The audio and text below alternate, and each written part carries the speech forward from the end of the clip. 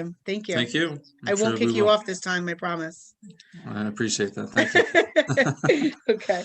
All right, Kim, I made you a co-host so you can let people in because I'm just not good at multitasking sometimes. You got it, All Ron. right. All right, appreciate it. Thank you. So we left off last week with multiple offers, and we were far from finishing that discussion. So we're just going to continue that discussion. It's always an appealing discussion to have, especially considering the environment that we are in right now, which is, of course, multiple offers anywhere and everywhere you look.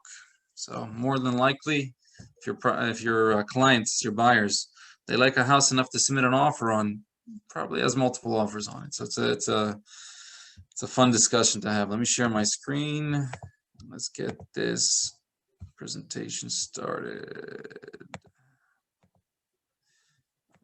Again, we're going to skip a few because, well, we started off.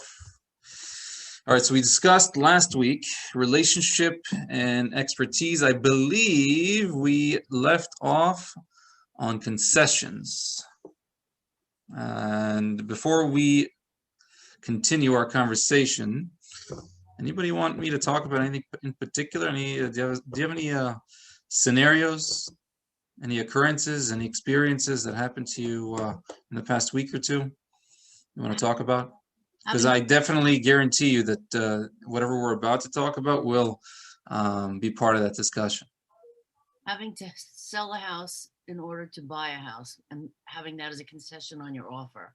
Okay, so it's not impossible. It is more difficult.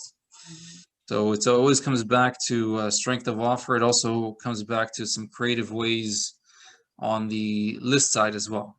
So there's let's talk about that for a second, since you just asked the question, because I'm not necessarily going to focus on that moving forward. Yet it's always about strength of offer. The name of the game is strength of offer. And yes, if you need to sell something in order to buy, it definitely does weaken your offer. So let's talk strategy. All right. So you are the listing / buyer's agent. You want to discuss strategy. You want to advise best strategy to help them move forward, achieve their goal, arrive at the outcome they're looking for. How do we do it?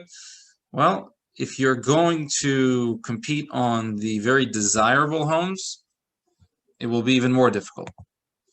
So what type of strategy would you think is a good approach? If that's not the greatest approach, to just, go look at homes that everybody else is going to be jumping on, what's a good strategy to suggest to your buyer?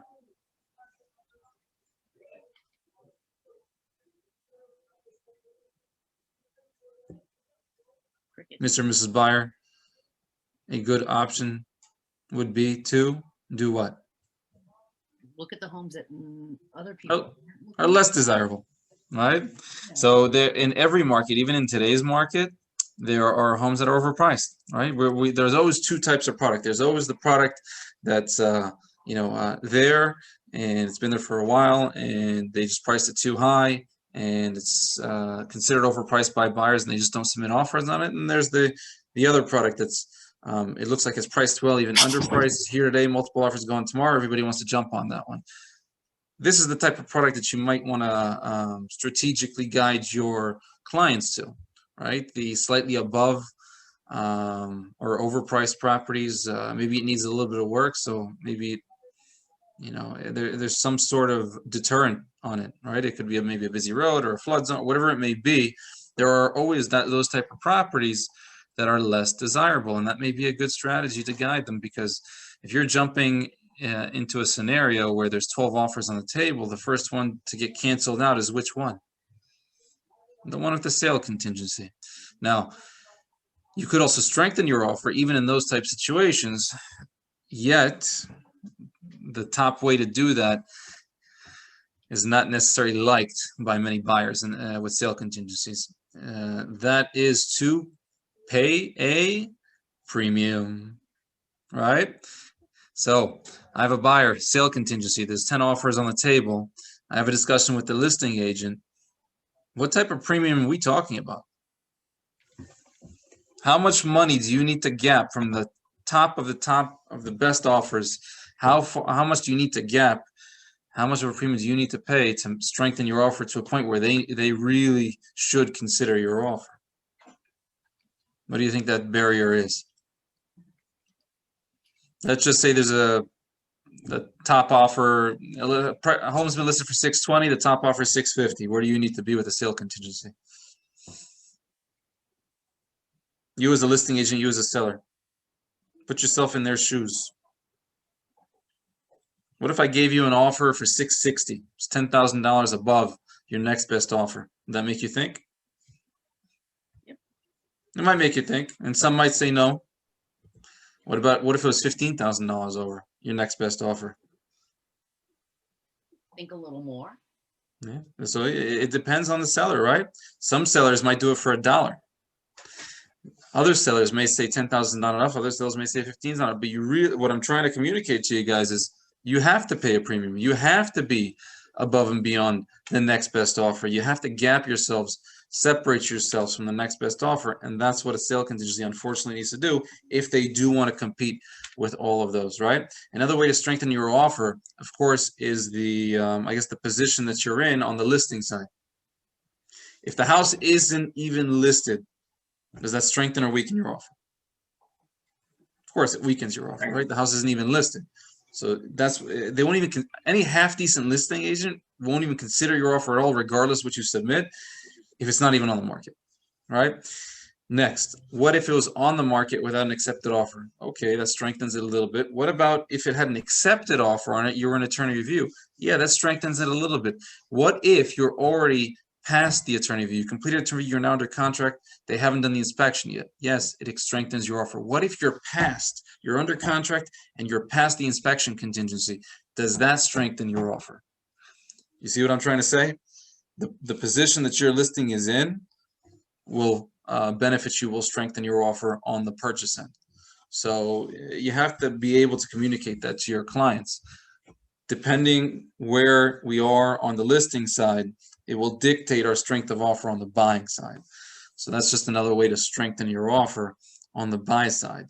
Now, if you were, let's say, a creative listing agent and you had very good pricing strategy, listing strategy, marketing strategy, negotiation strategy, and you submitted or conveyed or communicated to your clients, your sellers, if we do it this way, we'll have all the leverage in the world, and that will help assist us in purchasing a home without a sale contingency. That happens to be the last one on your list. It's called a leaseback. You see, it connects even in these scenarios. Let's just say, I know I'm going to sell this house if I price it at 630. I know I'm going to get multiple offers. Okay, but what if I price it out a little bit lower? What if I price it at 599? What happens? Then you have 15 offers, 20 offers. You have an amazing amount of offers, and now you can dictate the terms. You have all the leverage. And you go one by one to the top buyers and you say, are you willing to do a leaseback? Are you willing to do a 60-day leaseback, a 30-day leaseback? What works? And you're going to find that many buyers are very flexible when it comes to use of occupancy / leasebacks, because they just want a roof over there. They just want to obtain. They're tired of shopping, and they'll be open to this much more than they ever were. So now your pricing strategy, your listing strategy, your negotiation skills all come into play here. You're going to obtain top dollar for your sellers, and you're going to have the buyer agree to a leaseback. What that does is now you're closing on the list side. You're putting the funds, the equity, in your seller's pocket, and now they can purchase with no sale contingency. Now they have a time frame. They really have to do it between whatever that agreement is. Is it 30 days, 45 days, 60 days? Because now they have a deadline to move out of the property, right? So that relationship turns from a seller-buyer relationship to a landlord-tenant relationship, yet now they can purchase without a sale contingency, which will definitely strengthen your offer. Good? Okay. Any other thoughts about that? No. If anybody has any thoughts, questions, anything, you just unmute yourself and you let me know, or I'm going to keep going. All right, let's I give. have a quick Yeah, of question. course. So I had submitted an offer for a bank-owned property over the weekend. It got rejected, but like when dealing with banks, there's like they don't get back to you. They don't call, like they don't answer when you call. So I know like you always recommend talking to them before submitting the offer. But like, what do you do in situations like that where they just don't Well, respond? the bank-owned property, the REOs, foreclosure, they're all synonyms for each other. The process is a little bit different. Yeah, you're right. Many of the listing agents on these type of transactions, they're not very responsive. We'll just put it that way. Right. Now, last few years, they're not accepting your offer unless you're close to what they're asking. If they don't respond to you completely or just reject your offer, you're too far. They won't even counter you if you're too far apart. So for somebody that's looking for a deal and goes to these bank-owned, they're getting multiple offers too. They don't need they don't need a lowball offer. We have to educate our clients about this. So when it comes to these type of properties, once they accept an offer, also you should know that they don't turn back. They don't look back. So you want to come in strong and clean, especially if it looks good. If you see the value on it, just come in strong and clean. And when they accept your offer, you're good to go. Lately, with certain listing agents, you do see them do highest and bests. It's a lot more common than it used to be with the bank-owned properties. They never used to do that. Yet again, you want to come in strong and clean, just like any other property. Don't think that just because it's bank-owned that it's going, don't let your client think that they can lowball. Right. And I did tell her that because she was like, well, it's bank owned. You're supposed to get a deal. I'm like, no, not in this market. That's not how it works. And we did submit 10,000 over asking, but I guess it still wasn't enough. Likely they already accepted an offer. That's why they just rejected your offer right away. And what I found was once they accept an offer, they really don't go back on it. Right. Okay. All right. And then of course the process is different moving forward. It's not similar. There's a few major differences between a regular resale transaction and a bank owned, and we have to know those differences so that we can communicate it to the buyers as well. That's a different class, right? So let's talk about concessions. I believe we left off on appraisals, right? Lately, what are buyers conceding? Right, appraisal contingency is a big one. Now, we don't necessarily have to waive the appraisal contingency completely. You can also cap it. Buyer to waive appraisal contingency up to whatever number you say. So there's different ways to go about it. Yet in many cases, your competition is waiving their appraisal contingency just because it's getting so crazy. There is a concern on the seller side. There is a concern on the listing agent side that this might not appraise. And if you are not going to waive your appraisal contingency, you could be the highest and still not obtain. So it's almost mandatory in some scenarios in today's environment to waive or cap your appraisal contingency if you are looking to obtain, because there is a major concern that this might not appraise. It's just getting that crazy. Where I'd say going back a year plus, we never even needed it, even if there was multiple offers, because there was no concern for a property not appraising. Now there's a real concern because it's just going that crazy. Anybody have any questions about this one? Want to talk about it further? Each of these topics, we can go into it in greater detail. It's just up to you guys how important it is to you. Awesome. So yes, have the conversations with your buyers if needed. Obviously, if they're coming in with 3% or 3.5% down, it's problematic. They can't waive their appraisal contingency because they don't have any additional reserves yet. If they're coming down with 15% or 50% or 30%, and there's a little bit of cushion there, this is something that we can do to strengthen our offers, is by waiving or capping our appraisal contingencies. Okay. Always discuss worst case scenarios with your clients, so that they know what they're getting into. They don't know what it means. When we say, hey, Mr. and Mrs. Buyer, let's waive our appraisal contingency, they don't know what it means. When we tell them, hey, Mr. and Mrs. Buyer, let's tell the other party, the seller, that we're going to purchase the property in as is condition with the exception of environmental, structural, mechanical, health issue, they don't know what that means. We have to explain to them what all this means. Even the simplest things, we can request an escrow for that. They don't know what that means. Like, these are terms that we use on a day-to-day basis, yet they may not know what that means. We have to educate them. We have to explain to them, and that will make them feel a lot more comfortable and a lot more confident. All right, they feel, when somebody doesn't know what happens next, they don't feel comfortable. They feel anxious and frustrated. But if you explain something to them, they might feel comfortable enough where they'll say, okay, let's do that to strengthen our offer. Let's do that because we play to win, right? Okay. Let's talk about terms. What's the simplest of terms? Closing date. Very, very simple question with a very simple answer. All you have to do is ask the listing agent, Mr. or Mrs. Listing Agent, what's your seller's preferred closing date? Very simple question. Yet, if you don't ask the question, you won't get an answer. Now, there are some agents that may submit an offer, let's just say for 30-day closings, and they may think that may strengthen an offer when in reality, many sellers don't know where they're going, and that might actually weaken their offer. If you don't ask, you may get that phone call later on and saying, you know, we picked another offer because that other buyer was flexible to the seller's closing date. Yours might have been flexible to the closing date too, but you just never bothered to ask the listing agent when the seller prefers to close. So don't get surprised like that. Definitely ask the question. I've never had a listing agent tell me none of your business. You know, if they had it their way, they would have every single offer with the same closing date, right? So ask the question. Let's talk about, so escalation clause, actually, we're going to save that for the next slide because I actually I just prepared a whole slide just with the word usage that I use for that. Just know that it's a seldomly used tool, rarely used tool in real estate. It's been used a lot more often lately because of the unknown, because we just don't know how crazy this is going to get.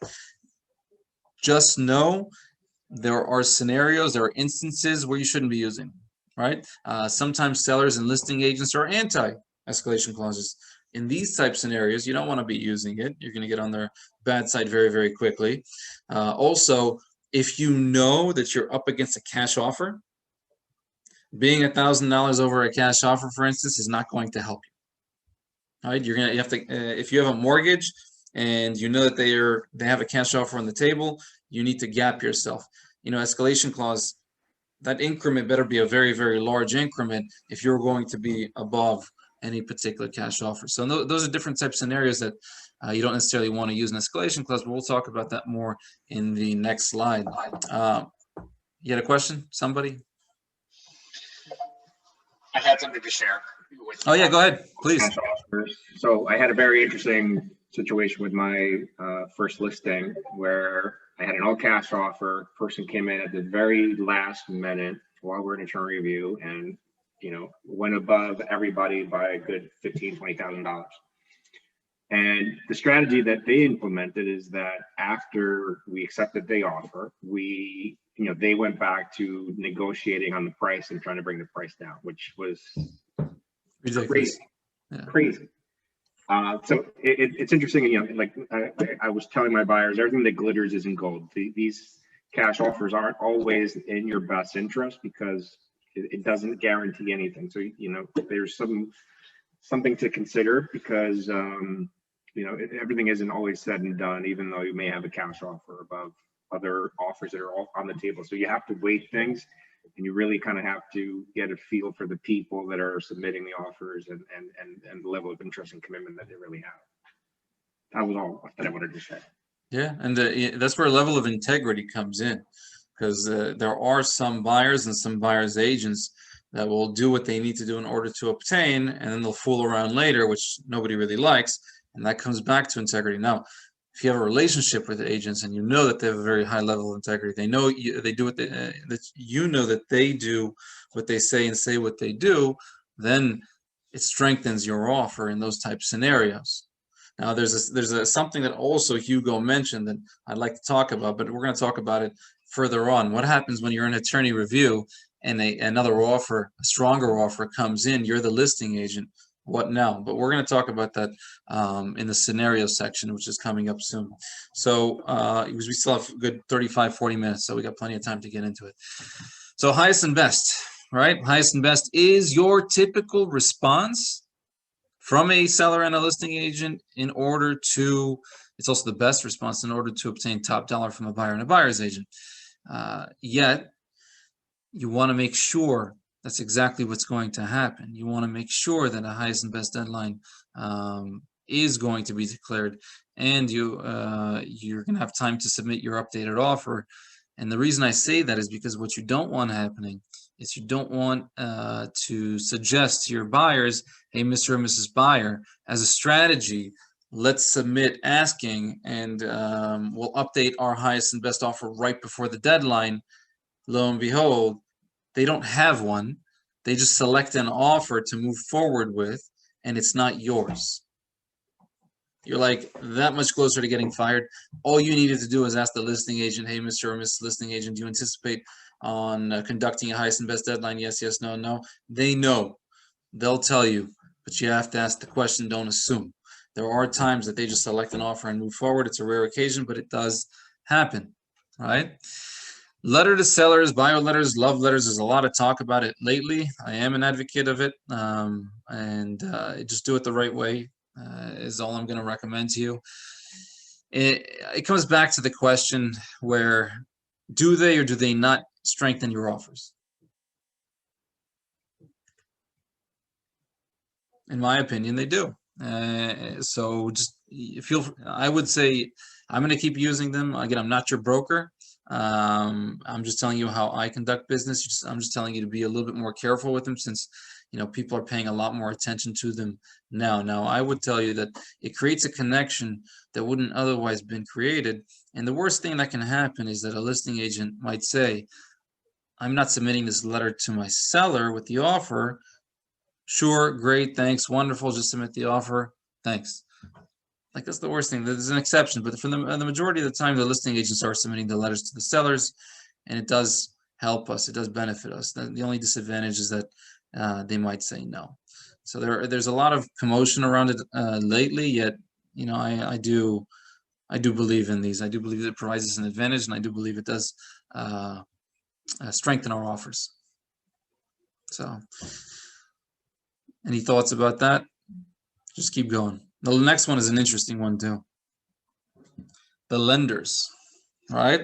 So how does a lender strengthen or weaken your offer? Why is this even here? Why is this on the list?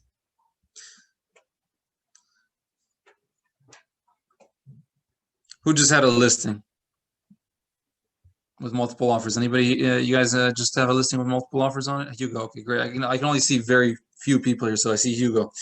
Hugo, if you have comparable offers and one lender is, let's just say, ABC Mortgage out of Missouri, and the other comparable offer has one of our, like, let's say Atlantic Home Loans, Bond Street, NJ Lenders, one of your recommended lenders, which one's a stronger offer?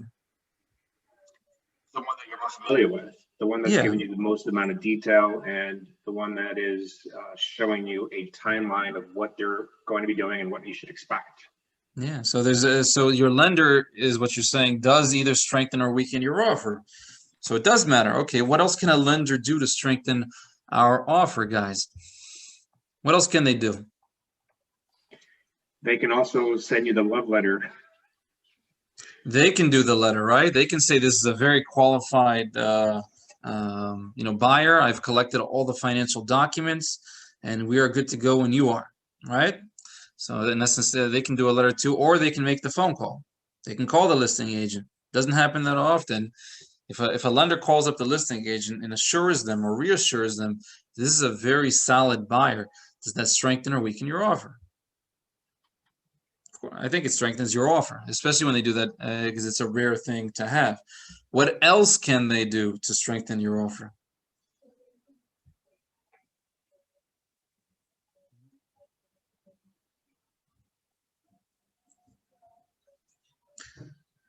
I'll give you guys the answer.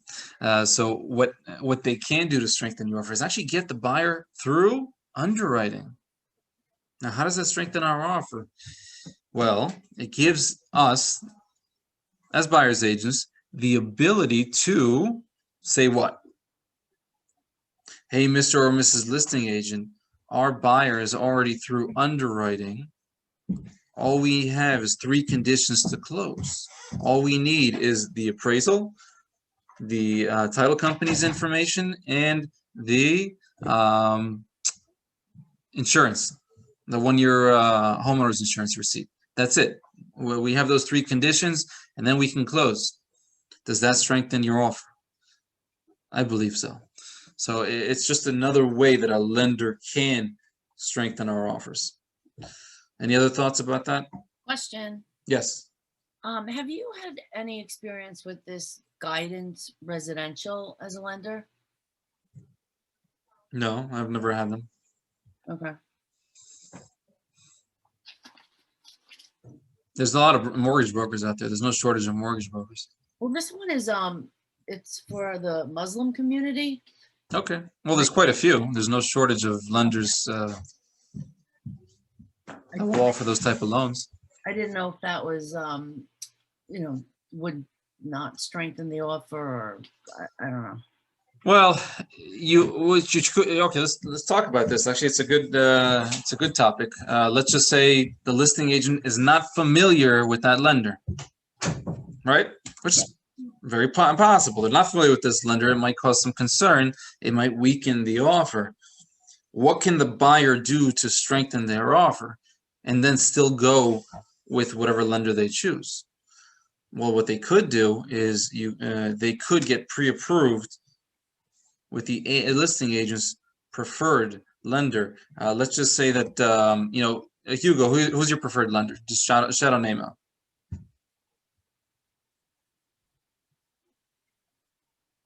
You're on mute. Hold on, I gotta admit people in. I got it. Okay, Kim, who's your preferred lender? Who do I use? Scott. What's it? Atlantic Home Loans. Okay, so if I said Kim, I understand you're not familiar with this lender. Would it strengthen our offer if they got pre-approved with Scott from Atlantic Home Loans? Would that make you feel a lot more comfortable with my buyers? Yes. Yeah. And now, do they have to go with Scott? No. No, but they got pre-approved. And one thing I can tell you about our recommended lenders, generally, when our recommended lender says this particular buyer is good to go, they are good to go. They can go with anybody else. They're getting a loan because they just got checked out by our recommended lender. So that's just another way that a lender can also strengthen an offer. You can get pre-approved with another lender, like their preferred lender, yet you can still use whatever lender you want, but it does provide them something called peace of mind. Okay, my guy said they're good to go, then that's fine. They're good to go. So that's another strategy, another tactic, another tool that we can do to strengthen our offers with in regards to lenders. Deposits, it's a small way to actually strengthen our offers. Right. So obviously it's a small difference. Let's just say instead of putting a 5% additional deposit, we put in a 10% additional deposit. It might also strengthen your offer if you just you play around with it a little bit. If you change the additional deposit to an initial deposit. You ever seen that? Not likely. Agents don't typically do that, especially in our neck of the woods. Yet it would strengthen your offer. It increases kind of a level of seriousness, if you will. So you can definitely play with the deposits where you can increase them or you can turn additional into initial deposits. It does help. Leasebacks, use of occupancies, we discussed it already. It is a very creative way to strengthen your offers, especially if you know that particular seller is also looking to buy, but they need to buy with a sale contingency. If I reached out to the listing agent, I said, hey, Mr. or Mrs. Listing Agent, would it be helpful to you if we closed on the property, your seller received the funds from the sale, stayed in the property, and then went off to, and was able to purchase a property without a sale contingency? Would that be helpful to you? That's basically what I'm saying when I'm saying my buyers are open to a leaseback. It's a very creative way. Not all buyers will be open to it. Another tip, make sure you get everybody on the same page. You can agree to a leaseback / use of occupancy, but you also need to get the attorneys on the same page. So when you send over the executed agreements, let them know that you came to agreement that you are doing a leaseback, because later on, some attorneys just cause headaches. So let them know upfront that these are the terms. And it doesn't matter if it's a leaseback or anything else.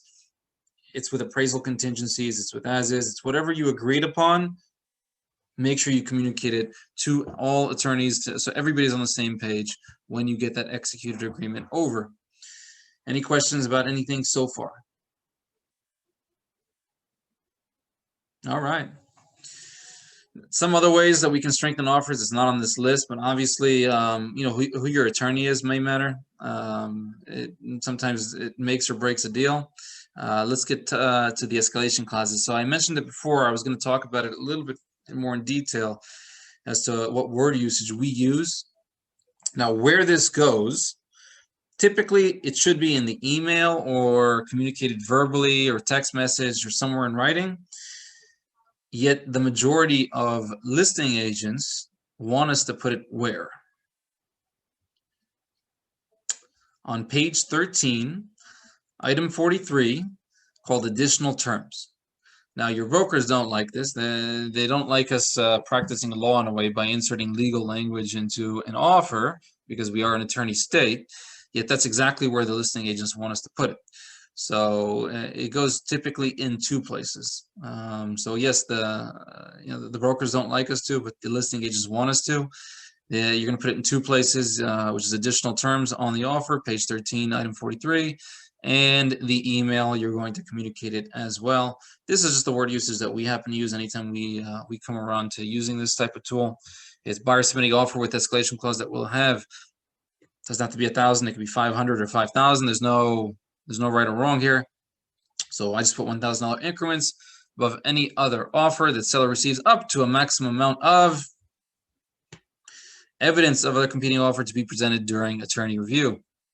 Now, anytime we've won before, we have been presented with blacked out personal information and the offer, the one that was quite under us. It happens that they just happen to supply us with it. Do they have to? They don't actually have to, but they have provided it any other time. When you're dealing with agents with higher levels of integrity and they are accepting escalation clauses, they'll provide. They'll make everybody feel comfortable that everybody's I guess playing fair. So that's the word uses. Any other questions about that? This is not. You don't have to use this. You don't have to use this word usage. This is just how we use it. Okay. All right. You're in multiple offers. A buyer's lost. Now what? Now, why is this important? What makes this conversation so important? What's important about knowing what happens next? What happens when you lose? Why is this such an important part about multiple offer situations? You want to find out why you lost. Yeah, not just why you lost, but what's the buyer going to feel like after they lost? What are they going to think? I need a new agent. Yeah, so it increases the likelihood they have those type of thoughts, right? And I'm not saying they'll do it right away. They might give you an additional chance, an additional 2 chances, an additional 10 chances. Yet you have a limited amount of chances. You don't have endless amount of chances. I don't care who it is. I don't care if they're family, friends, best friends. They're not going to give you an unlimited amount of chances. So they may give you 1 chance, they may give you 10 chances. Yet at some point they're going to have a breaking point. Now that's why this conversation is so important. Because what happens when they lose? What's the conversation like? Well, these are just some tips. Don't get caught up in the bidding war. All right. Now the typical buyer loses in a multiple offer situation for just a handful of reasons. One, they hit their max. They couldn't go higher. No, my max was 600. I couldn't go higher, and somebody went $30,000 over. You have no control over that. Then the other option the other occurrence that happens is the listing price is 580. They submitted 620, 40,000 above asking, and yet still somebody else submitted 30,000 above and went for 670.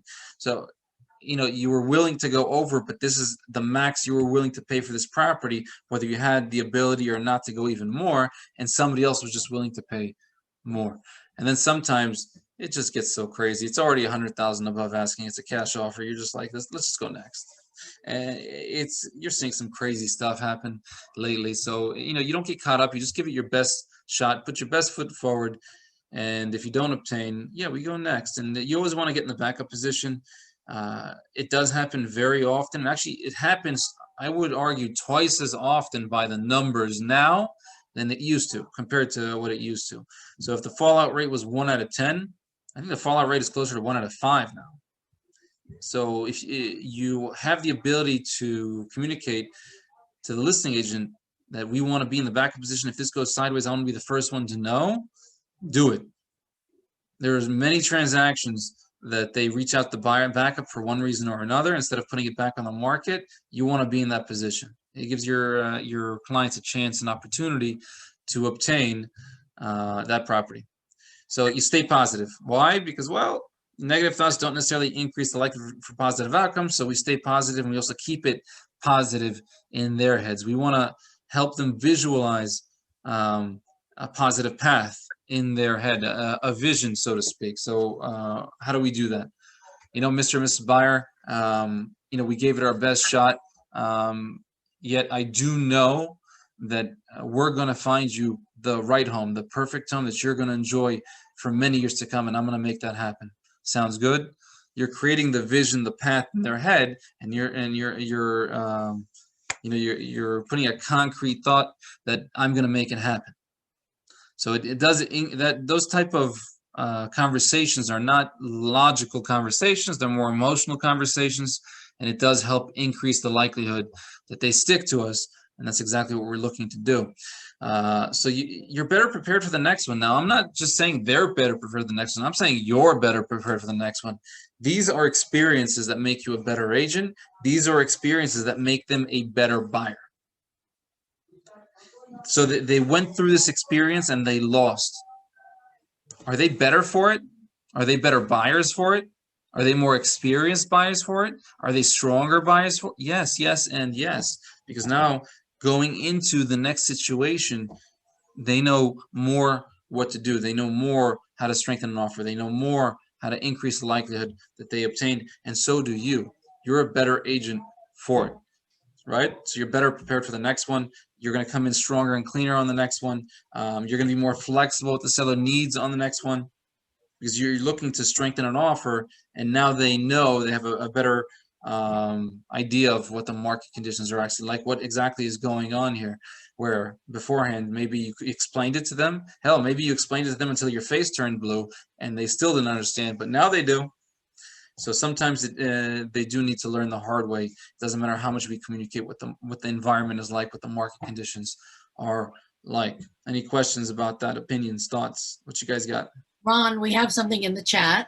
Oh, okay, great. Let me see if I can pull it up, which I can't. The listing agent wouldn't tell us what we lost against, right? Sometimes yes, sometimes no. It really depends. It's case by case. So what do I mean by that? Well, you're dealing with different personalities. You're dealing with different agents, and you have different relationships with these people. Some agents will give you nothing, and some agents will give you everything. It ranges. It's always case by case. But you have to ask. If you don't ask, you don't get. All right, now we have, does the seller agent tell the buyer agent what's the highest offer? Same answer. Sometimes yes, and sometimes no. It's a case by case, depending on who you're dealing with. All right. It depends if they know you, if they like you, if they want to do business with you. Because, well, if they don't, then they're probably not going to. If you don't know them, have you created a connection with them? What type of personality are they? Do they like to talk, or they like to keep it short? It really depends on the personality on the other side and that relationship, of course. Okay. All right. Let's go next. So this is the fun part. Why do I call this the fun part? Because these are scenarios. These are real life scenarios, and we get to brainstorm around it. So there are multiple offers, and the highest and best deadline has been set. What happens next, people? What are you guys doing? Freak out. What else other than freaking out? Keep looking. Well, you let's just say they're interested in the property. What are you doing? Preparing the offer. Yeah, preparing the offer. What else are you doing?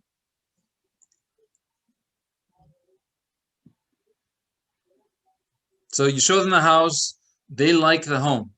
They like it enough to spend an offer on it. You notice on the MLS it says there's multiple offers. Highest and deadline has been set. Other than preparing the offer, what do you do? What happens next? We ask them if they want to go higher, or ask our client. Yeah, we're having a discussion about strategy, right? What else? Talk to the listing agent and find out what's important to the seller. That's a big one. Actually, that's a very big one. And I'll tell you why. If you want to be better than the majority of buyer's agents out there, that's exactly what you do. Why? Only 1 out of 10 buyer's agents actually pick up the phone and reach out to the listing agents. That means 90% of your peers are not doing so, which makes you better than the rest just by picking up the phone and asking some questions. All right, so you're gonna ask them, what kind of questions are you gonna ask them, Kim? About the closing date, what's important to them as far as timing. What else did I ask? Yeah, how many offers you got? Maybe that's of interest to our buyers. Is it over asking? And if you're gonna have a limited amount of questions, I think if there's multiple offers, it's a given that it's over asking, so it's kind of a waste of a question. You know, let's just say theoretically, let's just say it's a 450 house. Instead of asking, is it over asking, which is a given, maybe you ask them, hey, do you have over 470 already? Yeah, if you're gonna have one question to ask, make it a better question. So I think it's already a given in most scenarios. If it is multiple offers, it's going above asking. The answer is by how much, because we don't know, and it typically changes when. Everything changes when. A law or something that prevents them from telling us, because I have agents that said, you know, I'm not allowed to tell you, and they get mad when I ask, like, we're allowed to ask as a buyer's agent. You are allowed to ask any question. There is no law. Okay. There's no restriction onto what questions you can ask. Okay. What the agreement they had between their sellers is individual. If the sellers tell them, yeah, you can tell other people, or you can negotiate on my behalf, sure, they can.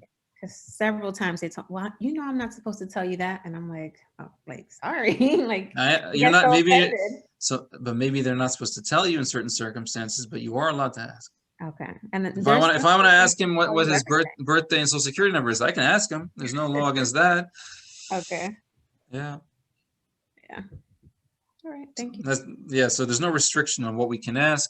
Yet, what I will tell you, if you don't ask, you don't receive. So you will be pleasantly surprised about the fact that some agents do a really good job of putting their foot in their mouth, especially when you're over the phone with them. So they'll give you a wealth of information. All you have to do is ask. And if you don't ask, you're not going to get.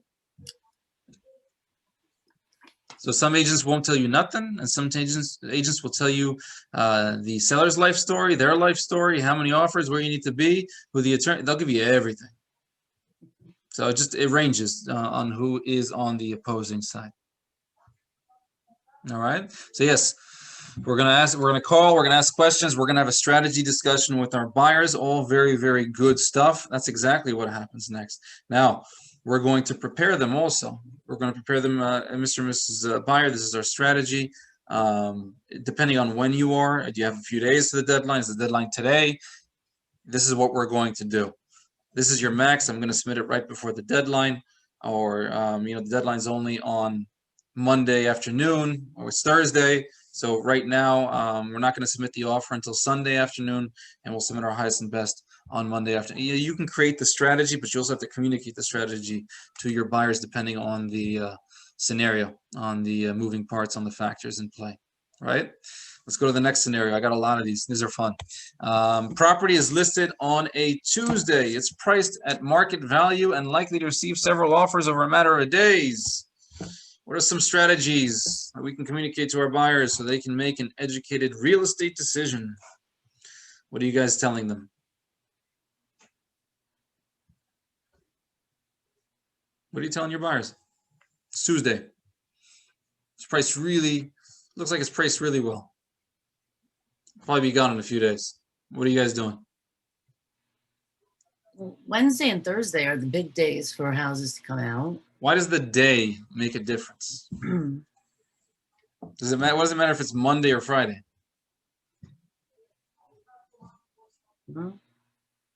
It makes a huge difference, by the way.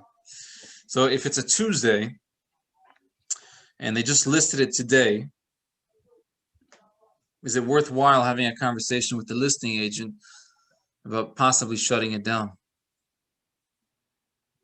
Coming in strong, clean, give them what they want. Don't have to have people through your house with COVID and everything. Is that a discussion worth having? Yes. Yeah, it would be. What's that magic number? Tell me. I'll make it happen. I did that with a condo, I put an offer in Mhm. because I needed it. I wanted it. I had to have it. And I said, so I negotiated the price and I said, no more showings. And that was it. There are many people that don't want 200 groups of people walking through their house in a weekend, which is exactly what's going on. So if you give them a really solid offer and it's a Tuesday, it's shutting down. Now, what's going to prevent you from doing it on a Friday? It's hard to cancel. It's difficult to cancel all the open houses online on the MLS, on Zillow, on Realtor, on Redfin, on whatever. It's like all over the place. People are going to be showing up. So it's a lot more difficult to cancel an open house, let's say, or cancel showings that have already been scheduled over the weekend if it's a Friday. Plus, even if you accepted an offer on a Friday and they still had the showings over the weekend, it might change the whole scenario by the time the weekend's over. So what day really, really does matter. Let's just say property's listed for a week. It's priced well at $389. It's a Friday. What are you telling your clients? What are you telling your buyers? Wait till the weekend's over to submit. Yeah, I was going to agree. I was going to say just that. Listen, there's nothing you can do. This is going to get like 20 offers on it, especially at under 400,000 just in Bergen County. How many homes are for sale? Guess, just ballpark. Under 400,000, no criteria. I don't care about flood zone. I don't care about busy streets. I don't care if it's a 1-bedroom, 2-bedroom, or 3-bedroom. Under 400,000, how many homes are for sale in the entire county? Tell me. No, I didn't look. No. No, you don't have to look. Just kind of throw a number out there. No, I know in the towns I was looking, under 500, there's maybe 15. Yeah, there's well, in particular towns, but this particular price range in the whole county, in 72 towns, under 400,000, there's about 50 homes available. Yeah, it's not a lot. Yeah, that's not a lot considering the probably 100 buyers that are driving around right now looking for homes. Now, here's what we also need to look at. The days on market will tell us if those are new properties or overpriced old properties that nobody wants. And the majority of them that are showing up as available are properties that nobody wants, right? Because it's usually very overpriced heavy, and then the ones that are desirable are more appealing. There's just less of them typically. So if you remove all the ones that nobody wants out of the equation, how many are really left? Almost nothing. So on these particular properties, anticipate that it's going to get offers. It's the day does matter. It does dictate your strategy moving forward, and what kind of strategy are we communicating to the buyers. All right, there's 22 offers on the table. List price is $600,000. Highest and best deadline has been set. Listing agent is not providing any info. How do you advise? What do you advise your clients? We spoke about it before. Listing agent wasn't giving me any info. All right? Somebody said that. What are we doing? We know that there's 22 offers on the table.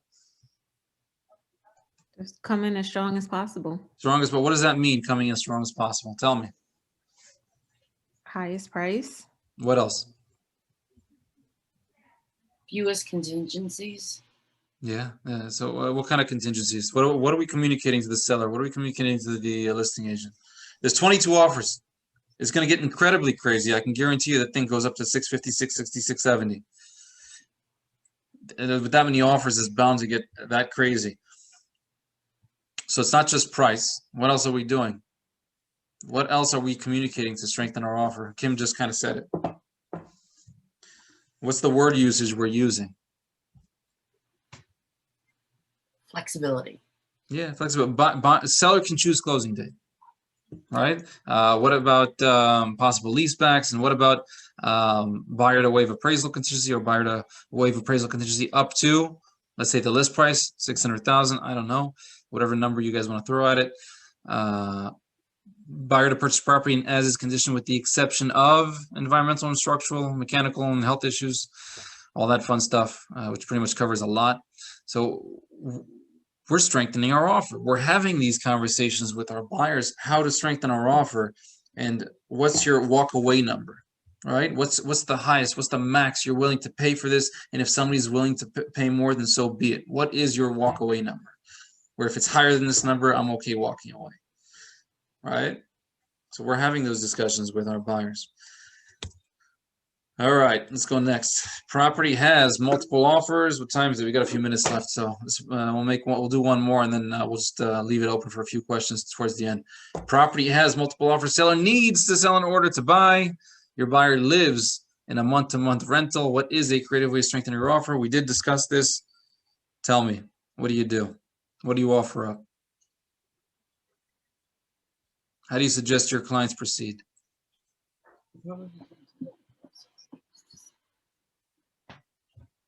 A lease back. Lease back, use of occupancy. Yeah, they're on a month-to-month rental. They can stay there a few more months, but and it gets them a house. It gets them a roof over their head, right? So definitely get creative with it. Definitely pitch them the idea of a possible lease back that will benefit your sellers. It will strengthen your offer. All right, let's see. Property has 12 offers. List price is $689. 48 hours before the deadline, agent disclosed. They actually told you it's already above $720. Most important thing to seller is the terms. What are some strategies we can communicate to our buyers so there is an increase likely to obtain? Well, for one, you're communicating that information over to your buyers, right? You're looking like a rock star at this point. Hey, listen, Mr. and Mrs. Buyer, they have quite a few offers. They're already up to $720. It's likely going to go up even higher. How much higher, we don't know because we're still 2 days before the deadline. Most important thing to the seller is the terms, appraisal, and inspection items.